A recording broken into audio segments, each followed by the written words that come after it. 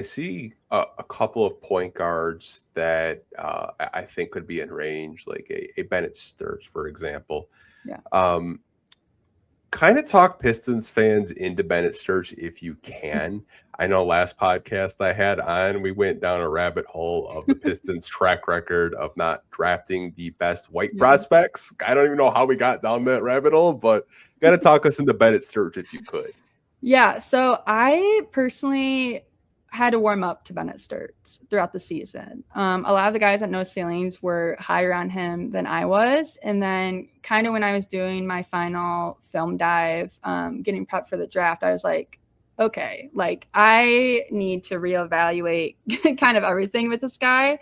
And the short sell with Bennett Sturts, age aside, he's almost 23 years old, but he has one of the best stories in college basketball, too. I mean, he came from D2 at Northwest Missouri State, then to Drake, obviously followed Ben McCollum to Iowa, had an Elite Eight run with them. He is a wizard, playmaker, master at getting to his spots, slippery, smooth mover with the ball in his hands, had an insane offensive load, but he still put up the numbers because one of the biggest questions with Bennett Sturges is like, okay, he's going to play power forward basketball for the first time in his life. Is he going to have relatively the same numbers that he put up at Drake? Because last year he was also in lottery conversations, top 20 conversations, but then he elected obviously to go back to school. And, the good news for Bennett Sturges is that he did, right? He did everything that we thought he would do. And he did it at such an efficient rate. I mean, he took 258 threes this season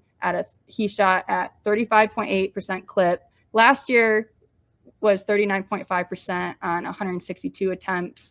And I mentioned Colin Gillespie, but I mean, Colin Gillespie and Bennett Sturts kind of go hand in hand of what Bennett Sturts can be for a team, right? Like he just plays his own game. He's able to get to his spots. He doesn't really, like you saw in March Madness, right, against when they're about to go to Elite Eight, like his shot was not falling, and you can tell a lot about a player, especially with Bennett Sturts. It's kind of like, okay, if his shot's not falling, he has his playmaking to fall on, he has his process ability to fall on, and that was on full display in that game, and that really proved to me, kind of in the later half of the season, like this guy doesn't shy away from adversity.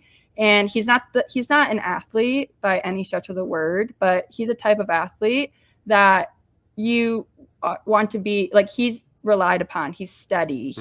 You're not really going to have that, butterfly in your stomach feeling with him, operating on the pick and roll or, taking the game by the reins, right? He's that type of player that you just feel like this guy's going to show up and play his game. And I think if you're looking at, I know a lot of Pistons fans are like, we need size, we need strength, right? We need more shooting. Bennett Sturts plays a lot bigger than he does, right? Doesn't mean athleticism won't be an issue. I think it will in the first 2 years of his NBA career, right? But I think it's something that he will figure out because he's figured it out at every level now, which is super telling, age aside, right? But not a lot of players, do that, right? They don't follow their coaches a lot anymore. They don't stay, they're kind of, okay, if I have to go to a higher level, am I still going to produce? But he went to that challenge and he exceeded expectations.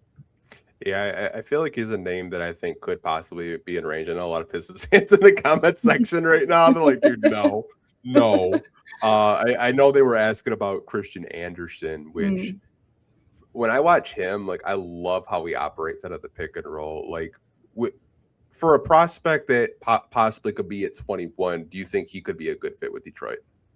Yeah, absolutely. Christian Anderson is one of the best pick and roll ball handlers in this draft, right? And he really showed out in the combine too. I didn't think, like, I knew he was athletic, but I was like, no, this guy is an athlete. Like, he's only 6'2". He measured 6'1" in shoes, but he has a 6'6" wingspan, only 180 pounds, but he had a 41 max vert at the combine. And he was also the third best shooter, shot 73.7% at the combine. And my guy, Nathan Grubel, he has been on Christian Anderson's tail the whole season. Like, he thinks Christian Anderson could be a superstar point guard in the NBA. And that's because Anderson has such a special combination of playmaking, ball handling, shooting, pick and roll understanding And a lot of his shot creation too. I mean, only 50% of his threes were assisted, right? Like he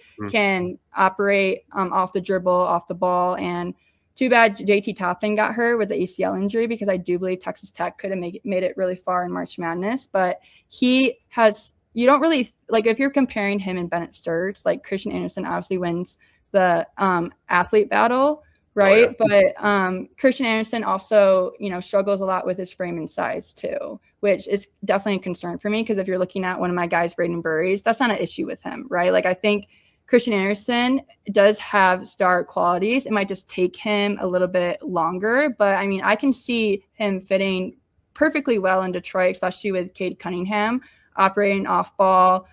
He has a lot of counters to his game, right, on the perimeter. He can pick apart defenders in isolation. He can go to attack the rim. He can slash. He can cut. I really love his off-ball movement. And with Bennett Sturts, like, he didn't really cut or slash as much as you would like him to, but that's because he had one of the highest offensive usages in the country, right? But if you have the likes of Cade Cunningham, that's going to be lifted off him a little bit. Same with Christian Anderson, for Christian Anderson to go to work. And if I know a lot of, when I was kind of evaluating Christian Anderson, I'm like, Rob Dillingham, right? Because Christian Anderson kind of has that same pizzazz to his game, right? He can get hot in a hurry and kind of just let the rock fly at every given range. He has parking lot range, true NBA range at, every sense of the perimeter.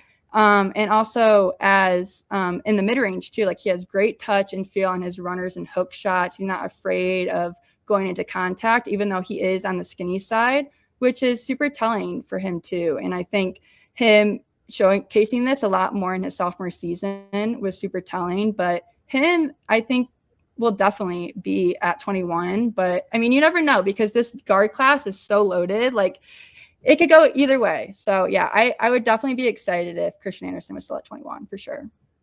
All right, I want to ask you one more guard, and then I see some people talking about Isaiah Evans and some other players. So, Buka Corey out of Stanford. I've been asking a lot of people, like, who are their favorite prospects for the Pistons at 21, and he's been getting a lot of love.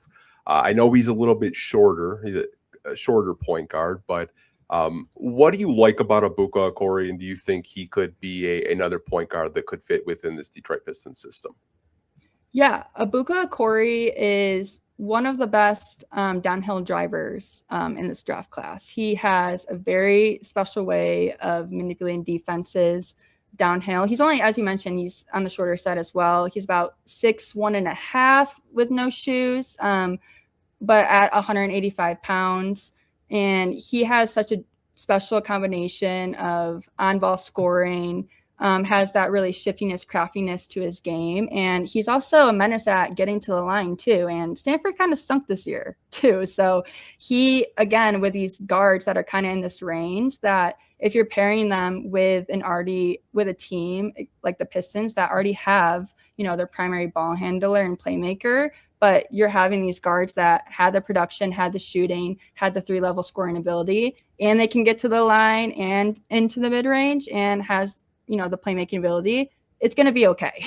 Because with Abuka Corey too, he has that frame and size. He has really broad shoulders, long wingspan, that he's not going to get knocked off the spots as, Christian Anderson or Bennett Sturts, because he has that athletic ability and he moves well laterally and vertically as well. But it really, like, when you have these freshman point guards that kind of just show out in their freshman season, is because, like, they didn't really have a lot of help too. And a lot of the question why Corey was kind of lower to start kind of the draft cycle. And he's definitely has been a huge riser this year too, is because a lot of people were concerned about his playmaking, right? But you have to have players that, make shots to have assists on the score sheet, right? And with Stanford not being, the best team, they're like 20-19 or 20-9 this season in the ACC. Like, Corey didn't have a lot of help. So when he did have, was able to showcase his processing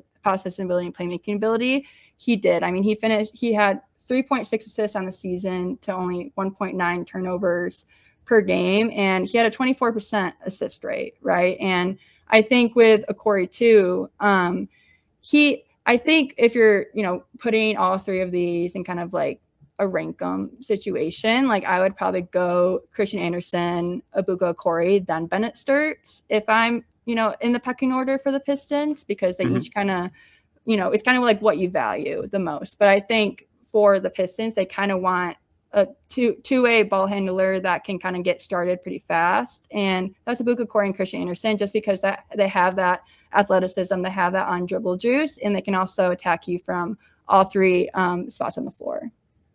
Yeah, it's interesting. I know a lot of people kind of wondered like what he could be at the NBA level because he did play at Stanford, and like the assist rate I think is like what really draws Pistons fans.